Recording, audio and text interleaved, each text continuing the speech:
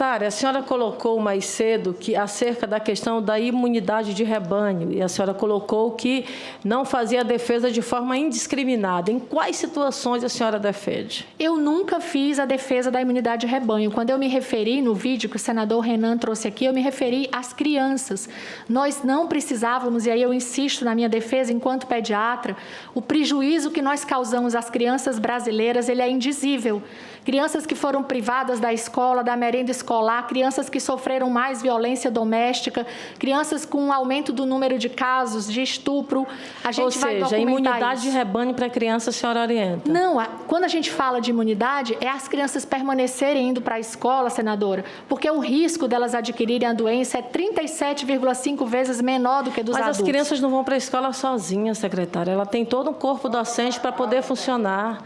Ela tem os professores, tem toda uma equipe de funcionalidade e depois elas têm que voltar para casa. E elas têm baixa transmissão da doença. Perto do pai, da mãe, do avô.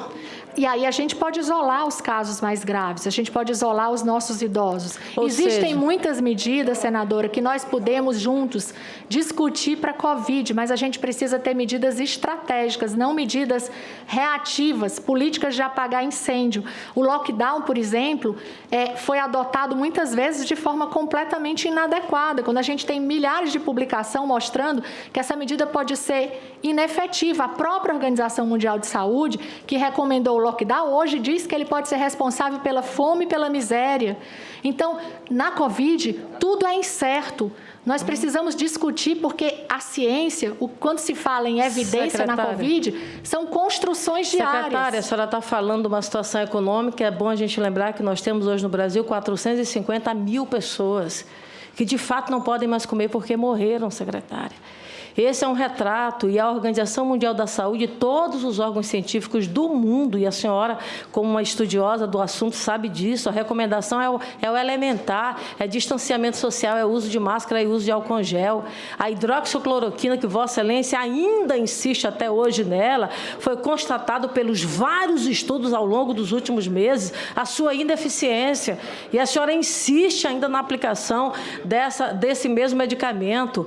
Ou seja, nós estamos aqui diante de uma situação extremamente grave, secretária, que demonstra, infelizmente, que ações reiteradas dessa natureza acabam evidenciando esses números que estão realmente aqui diante de nós.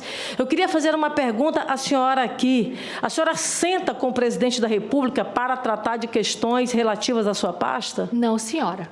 Mas a senhora tem audiência com ele frequente? Não, senhora. Quantas vezes a senhora reuniu com o presidente da República nos últimos 12 meses? 15 segundos. Nos eventos públicos no Palácio, quando eu sou convidada pelo Ministério da Saúde. Nunca sentou para despachar com ele acerca da questão da área da saúde? Os secretários não fazem despacho com o presidente da República, o ministro faz.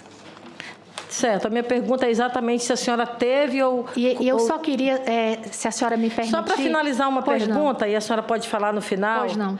Responda, então, o que você ia falar. Não, é só para dizer para a senhora que, assim, quando a gente repete que não existem evidências e não existe eficácia desses medicamentos, senadora, o que eu trouxe aqui para vocês são todos os trabalhos publicados até hoje. A gente não está falando em nível máximo de evidência, porque nós não vamos obter isso nem para os medicamentos antivirais.